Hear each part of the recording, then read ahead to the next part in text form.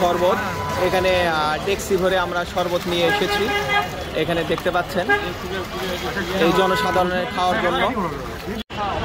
Apex club of বগুড়ার আয়োজনে এই তীব্র গরমে বগুড়া সাতমাথায় পথচারীদের মাঝে শরবত বিতরণ। এই তো এখানে পথচারীরা রিক্সা থামিয়ে গাড়ি থামিয়ে। ওয়ালাইকুম সালাম, ভালো আছেন? যাও।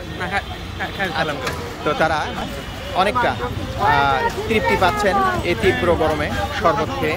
শরবত দেখতে পাচ্ছেন, এই শরবত খেয়ে স্বস্তির নিঃশ্বাস ফেলবে। অ্যাপেক্স ক্লাব অফ বগুড়ার আয়োজনে পথচারীদের মাঝে শরবত বিতরণ। এই তীব্র গরমে এক চুমুকে নিমিষেই ঠান্ডা হয়ে যাবে আপনার প্রাণ। এখানে শরবত খাচ্ছে বিভিন্ন শ্রেণী পেশার মানুষ। বসে থেকে খান, অনেক ভালো হয়। আমরা এসির বাতাস না খেয়ে আসুন গাছ লাগাই, পরিবেশের ভারসাম্য রক্ষায় সহযোগিতা করি।